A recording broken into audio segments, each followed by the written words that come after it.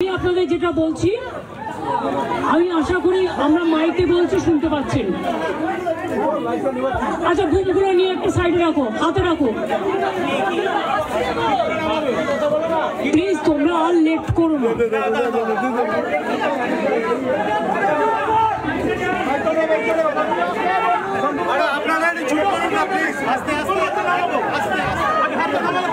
একটা টুল দিয়ে রাখো না, একটা টুল দিয়ে রাখো।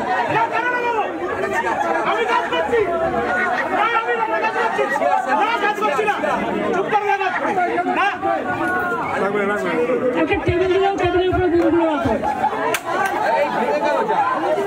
বুমটা টেবিলের উপরে রাখো। মধ্যেখানে ছাড়ুন ছাড়ুন, আমি রেখে দিচ্ছি। তোমাদের মাইক্রোফোনটা ওই বক্সটা একটু নিচে নামাও, তোমরা নিজেরা বসো।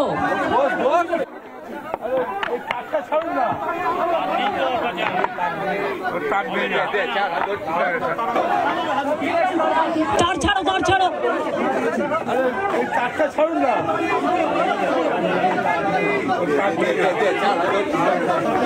তার না থাকলে আরেকটু এগিয়ে দাও, এটা টেবিলটাকে আরেকটু এগিয়ে দাও। বুদ্ধি খরচ করো না, কেন টাইম নষ্ট করছো? ডান দিকে, ডান দিকে দাও, পেয়ে যাবে। ডান দিকে যাও, হ্যাঁ ব্যাস, বসে যাও। হ্যাঁ হ্যাঁ, আমি এই, তোমরা মাথা নিচু করো। হ্যাঁ, আমি আপনাদের সকলকে দীর্ঘক্ষণ অপেক্ষা করার জন্য আমি নিজে ক্ষমা চেয়ে নিচ্ছি, কিন্তু আমাদের মিটিং চলেছে প্রায় 6টা থেকে 12:15, মানে 6টা থেকে প্রসেস শেষ হতে এখন ঘড়িতে কটা বাজে? 12টা বাজে 10 মিনিট বাকি। জাস্ট 5 মিনিট আগে আমাদের জুনিয়র ডাক্তারদের টিমটা বেরিয়ে গেল। ওনাদের পক্ষ থেকে 42 জন সাইন করেছেন।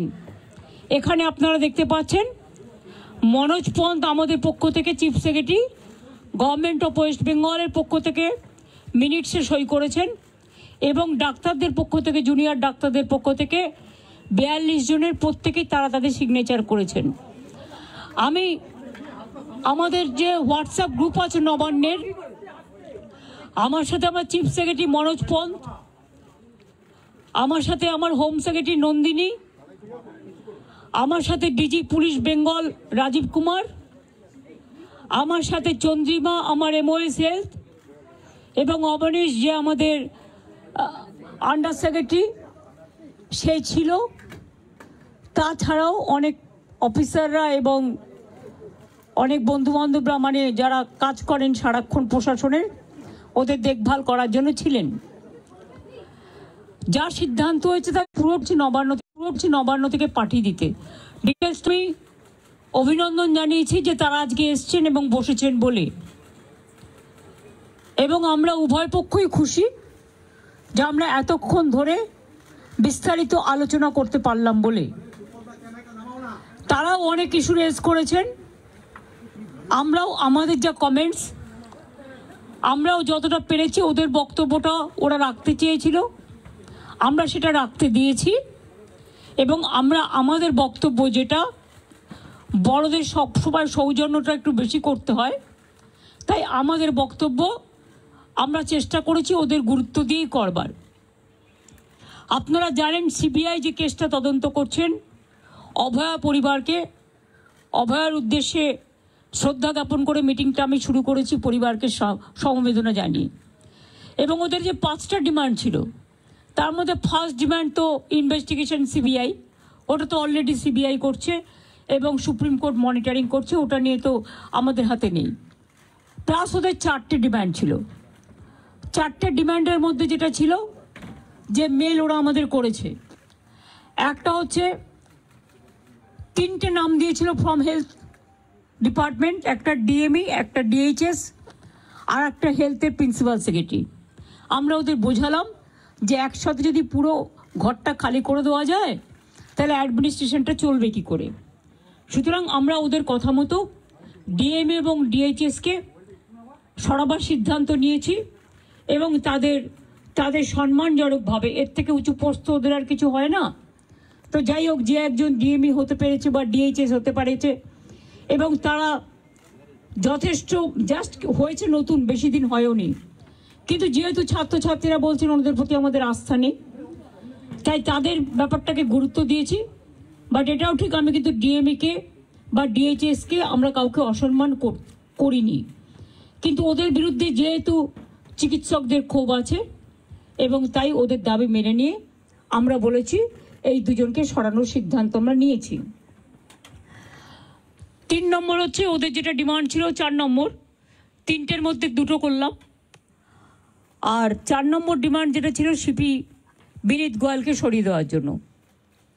বিনীত গোয়াল ওদের কাছে নাকি আগেই স্বীকার করেছিল, যেটা ওরা মিটিংয়ে বললেন, যে আমি পদত্যাগ করতে চাই, কারণ আমার মনে হচ্ছে তোমরা যখন আমার প্রতি আস্থা রাখতে পারছো না, তোমাদেরও যেমন পরিবার পরিজন আছে আমারও আছে, এটা ওরা আমাকে মিটিংয়ে বলল। এবং বলার পরে আমরা কথা বলি নিজেদের মধ্যে, সিদ্ধান্ত নিয়েছি আগামীকাল 4টের পর আমরা কলকাতা পুলিশ এ বদল আনব এবং নতুন সিপিকে দায়িত্বভার বিনীত দেবেন যতক্ষণ পর্যন্ত কোর্ট কেসটা কাল কমপ্লিট না হচ্ছে। 4টের পর আমরা টাইম দিয়েছি। সেক্ষেত্রে নতুন সিপি এবং আরও কিছু পুলিশের রদবদল হবে, সেটা চিফ সেক্রেটারি কালকে নোটিফাইড করে দেবেন আফটার 4 o'clock। এবং বিনীত যেখানে কাজ করতে চেয়েছে সেখানেই তাকে দেওয়া হয়েছে। আমরা এটাও বলেছি, দেখো পুলিশ আমাদের ফোর্স এবং তারা সারাক্ষণ কাজ করেন, তাদের দিকটাও আমাদের দেখা উচিত।